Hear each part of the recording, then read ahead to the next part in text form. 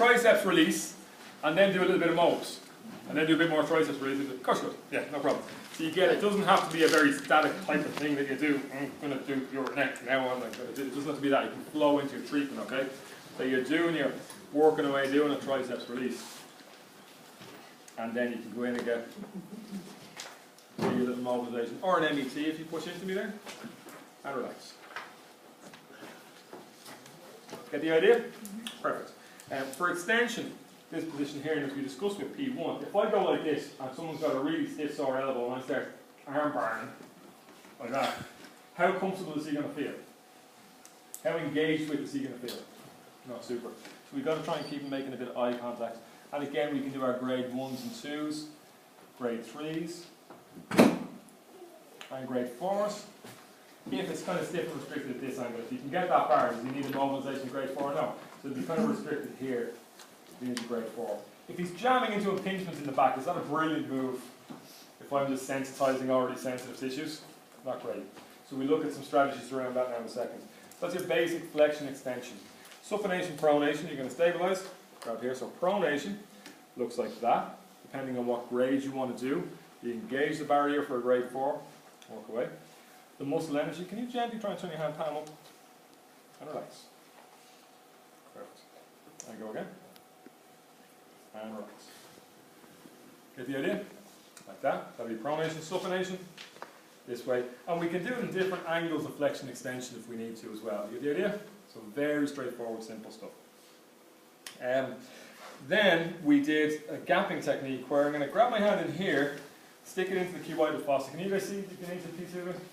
And we do flexion there. And that gives me a little gapping of the elbow joint where the humerus is coming down here.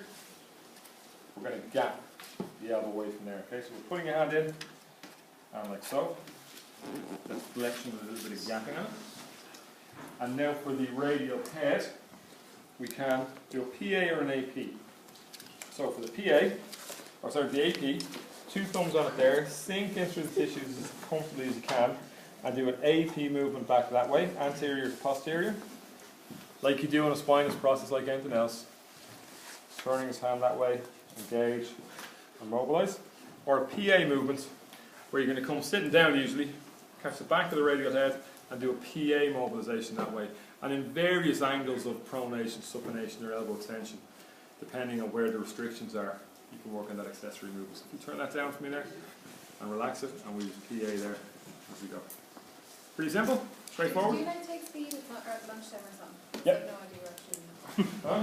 Do you take speed or something? I have Yes. no idea what you're doing. Elbow moves. Oh yeah, that reading did 67 on there, but that's good. Will I do it again? Just do the APPA one, because I want to do. Okay, so I'll go through them all again. So 1, I'm going through them quick because it's so simple for you, this is so easy for you. One So more go class through has it. already done it, it's simple for them, you didn't know. It's not a competition. Don't stop competition with a man there.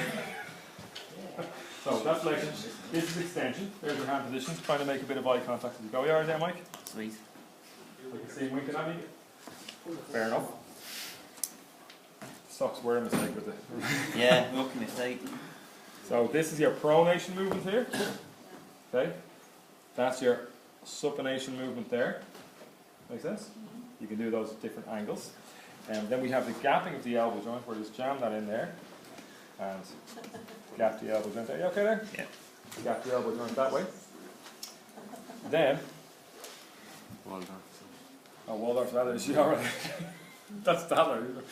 To the left, sorry, excuse me. Yeah. It will get offensive later on the year, won't it? But I better watch that. No, you'll get compacted. Yeah, I know. Got a letter in, I got an email from Alan London.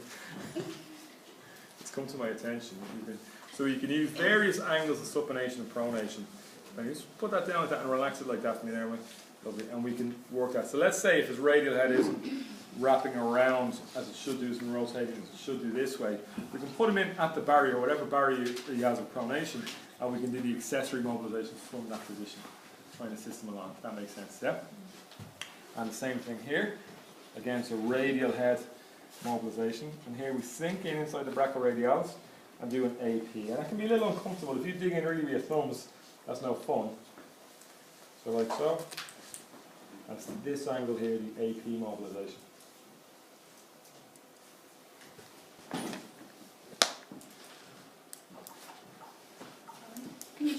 do gapping? Is it just, or